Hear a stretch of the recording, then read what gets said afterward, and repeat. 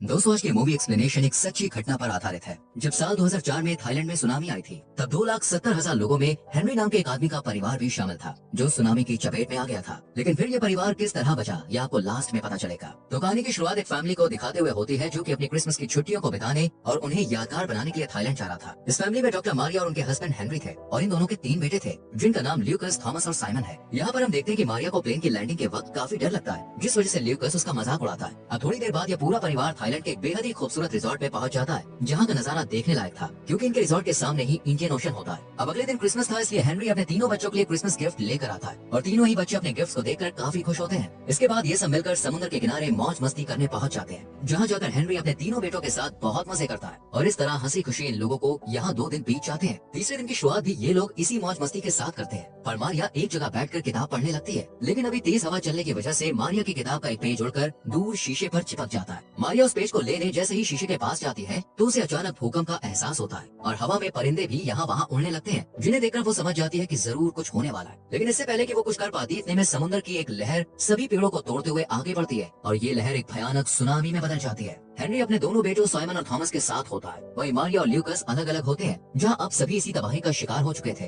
कुछ देर बाद हम मारिया को एक पेड़ को पकड़े हुए देखते हैं, और तभी उसे ल्यूकस की आवाज सुनाई देती है, जो सुनामी में बह रहा था। मारिया भी अपने बेटे को बचाने के लिए बिना कुछ सोचे समझे तेज बहाव में आगे बढ़ती है, और इसी दौरान वो एक पेड़ से टकराकर जख्मी भी हो जाती है। पर मारिया हिम्मत नहीं हारती, और एक मैट्रेस के सहारे अपने बेटे को पकड़ने की कोशिश करती है, पर पानी की तेज लहरें ऐसा होने नहीं देती, और तभी सुनामी की लहरें उफान पर पहुंच जाती है। मारिया तो जैसे तैसे अपने आप को पानी की तेज लहरों से बचा लेती है, पर ल्यूकस उन्हीं लहरों के साथ आगे बढ़ जाता है। वहीं हम देखते हैं कि दूसरी तरफ से एक और लहर ल्यूकस की ओर बढ़ रही है, और देखते ही देखते ल्यूकस इन लहरों में फंस जाता है, जिस वजह से पानी के बहाव में बहती हुई चीजें उससे टकराने लगती हैं, और वो घायल हो जाता है। लेकिन फिर भी वो अपने आप को किसी तरह से बचाता है, और एक जगह आकर रुक जाता है। तभी उसे मारिया भी मलबे के पास पानी में बहती हुई दिखाई देती है, जो कि अब काफी जख्मी हो चुकी थी। ल्यूकस फौरन अपनी माँ के पास जाता है और उसे गले लगा लेता है, जिसके बाद दोनों एक पेड़ के सहारे आगे बढ़ते हैं। अब हम इन दोनों को एक खेत में देखते हैं, क्योंकि इस तरफ पानी कम था। तभी ल्यूकस की नजर अपनी माँ के पैर पर जाती है, जो बुरी तरह से घायल हो गया था, और उस जगह से बहुत ज्यादा खून भी बह रहा था। खैर, अब ये दोनों आगे बढ़ते हुए एक ऐसी जगह पर पहुंच जाते हैं, जहाँ सुनामी का पानी कम हो गया था। लेकिन इसी दौरान ल्यूकस को एक बच्चे की आवाज आती है। वो उस बच्चे को बचाने के लिए जाने लगता है, पर मारिया उसे मना कर देती है, क्योंकि वो अपने पति और 2 बेटों को पहले ही खो चुकी है। इसलिए वो ल्यूकस को जाने से मना करती है, पर वो उसकी बात नहीं सुनता, और उस बच्चे को बचाकर अपनी पीठ पर बैठा लेता है। इसके बाद ल्यूकस उस बच्चे को एक पेड़ पर चढ़ा देता है, और फिर वो अपनी माँ को भी उस पेड़ पर चढ़ाने की कोशिश करता है, क्योंकि उन्हें नीचे से कोई मदद के लिए देख नहीं पाएगा। इसलिए वो पेड़ पर चढ़ रहे होते हैं, पर मारिया के पैर में चोट लगने की वजह से वो चढ़ नहीं पाती।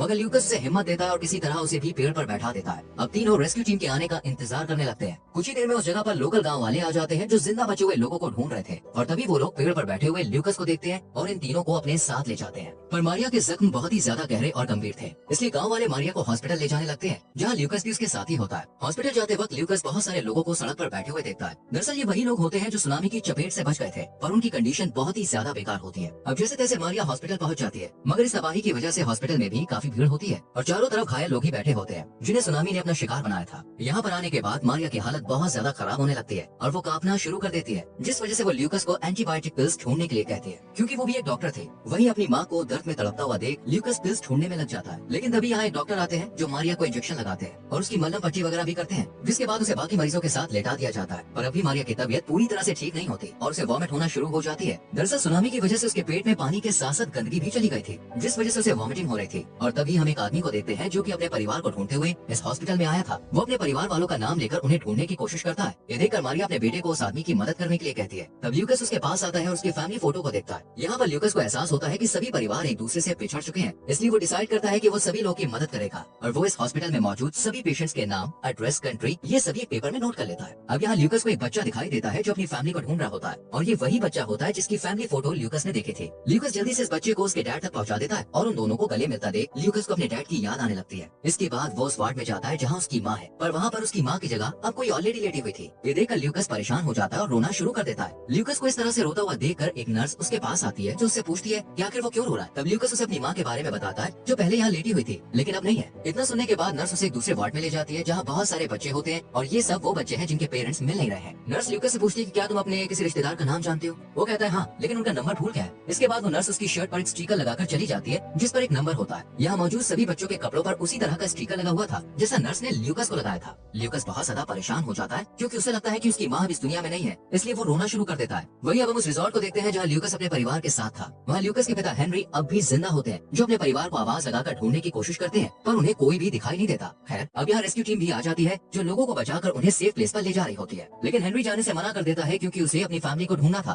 तभी वो रिजॉर्ट के उस कमरे में जाता है जहाँ वो ठहरा हुआ था और यहाँ उसे अपने दोनों बच्चे मिल जाते हैं जिन्हें हेनरी रेस्क्यू टीम के साथ सेफ प्लेस पर भेज देता है और खुद यहीं रहकर अपनी पत्नी और बेटे को ढूंढने का फैसला करता है और उनकी तलाश शुरू कर देता है। बहुत ढूंढने के बाद भी उसे अपनी पत्नी और बेटे का कोई सुराग नहीं मिलता और अब रात भी हो जाती है। तभी हेनरी अंधेरे में अचानक सड़क पर आकर एक कार से टकरा जाता है जिसमें बैठे हुए लोग जब हेनरी को देखते हैं तो बहुत ज्यादा जख्मी हालत में होता है, इसलिए वो उसे एक हेल्थ कैंप में ले जाते हैं जहाँ हेनरी को कार्ल नाम का एक आदमी मिलता है जिसका पूरा परिवार अब खो चुका है। वो हेनरी को बताता है कि मेरा पूरा परिवार बीच पर गया था और इसके बाद वो मुझे नहीं मिला। वहीं हेनरी भी उसे अपने बेटे और पत्नी के बारे में बताता है। कार्ल के पास एक फोन भी होता है जिससे हेनरी अपने पिता को कॉल कर सब कुछ उन्हें बता देता है। अब वो ये कहते हुए रोने लगता है कि अब वो उन दोनों को लेकर ही घर वापस आएगा। वहीं दूसरी तरफ हम ल्यूकस को देखते हैं जिसके पास एक नर्स कुछ सामान के साथ आती है और दिखाकर पूछती है कहीं ये सामान उसकी माँ को तो नहीं है, पर ल्यूकस मना कर देता है जिसके बाद वो उसे कमरे में ले जाती है और वहाँ उसकी माँ मारिया लेटी होती है जिसकी हालत बहुत ही ज्यादा खराब होती है। ल्यूकस को बताया जाता है कि तुम्हारी माँ को सर्जरी की जरूरत थी, इसलिए उन्हें उस वार्ड से निकालकर यहाँ पर शिफ्ट किया गया था, लेकिन किसी ने उनकी रिपोर्ट चेंज कर दी जिस वजह से हम उनके बारे में तुम्हें कुछ भी बता नहीं पाए। वहीं अभी तुम्हारी माँ को एक सर्जरी की जरूरत है जिसके बाद शायद वो ठीक हो सकती है। वहीं अब हम हेनरी और कार्ल को देखते हैं जो अपने परिवार को ढूंढ रहे होते हैं। ये दोनों एक एक करके हर हॉस्पिटल हर रेस्क्यू कैंप में जाते हैं लेकिन इनके हाथ कुछ भी नहीं लगता। अब हेनरी उस हॉस्पिटल में पहुंच जाता है जहाँ मारिया एडमिट होती है। इधर मारिया ल्यूकस से कहती है कि जाओ पानी लेकर आओ। ल्यूकस अपनी माँ की तरफ से पर्दा ढककर ऊपर फ्लोर पर पानी लेने चला जाता है। इतने में हेनरी भी वहाँ पे आ जाता है लेकिन ये दोनों एक दूसरे को देख नहीं पाते, जिसके बाद हेनरी उस जगह पे जाता है जहाँ मारिया लेटी हुई है, लेकिन वो पर्दे के पीछे होती है इसलिए वो उसे नहीं देख पाता। हेनरी ये सोचकर वहाँ से निकल जाता है कि यहाँ तो कोई भी नहीं है, लेकिन तभी उसे जाते हुए ल्यूकस देख लेता है। वो भागते हुए हेनरी के पास जाता है लेकिन तब तक वो भीड़ में कहीं गुम हो जाता है। थोड़ी ही देर में यहाँ पर उन सभी बच्चों को लाया जाता है जिन्हें रेस्क्यू टीम ने बचाया था और बच्चों में थॉमस और साइमन यानी ल्यूकस के दोनों भाई भी शामिल थे, पर ल्यूकस उन्हें देख नहीं पाता और उनके दोनों भाइयों को एक बार फिर से दूसरे ट्रक में बैठा दिया जाता है। इधर हेनरी भी दूसरे ट्रक में बैठ जाता है, यानी पूरा परिवार आमने सामने होने के बाद भी एक दूसरे की नजरों से काफी दूर था। तभी ल्यूकस फ्रस्ट्रेशन में जोर से अपने पिता को आवाज लगाता है जो उसके दोनों भाई सुन लेते हैं। वो जल्दी से ट्रक से उतरकर अपने भाई के पास आते हैं और तभी हेनरी भी यहाँ पे आ जाता है जो अपने तीनों बच्चों को देखकर बहुत खुश होता है और उन्हें गले लगा लेता है। इधर कार्ल ट्रक ड्राइवर से चलने के लिए कहता है क्योंकि अब हेनरी तो उनके साथ आने वाला था नहीं। खैर अब हेनरी अपनी पत्नी यानी मारिया के पास जाता है तब मारिया उसे कहती है कि अब मैं शायद नहीं बचूंगी, पर हेनरी उसे हिम्मत देता है जिसके बाद मारिया को सर्जरी के लिए ले जाया जाता है और उसी वार्ड में एक और लेडी भी होती है जिसकी अभी अभी सर्जरी हुई है। वो मारिया से कहती है कि मैंने अपनी पूरी ताकत को बचा कर रखा है ताकि मैं आखिरी बार अपने परिवार को देख सकूं। इसके बाद मारिया की सर्जरी शुरू हो जाती है और कुछ देर बाद हेनरी ल्यूकस को आकर बताता है कि उसकी माँ अब बिल्कुल ठीक है और कल ये लोग अपने घर वापस चले जाएंगे।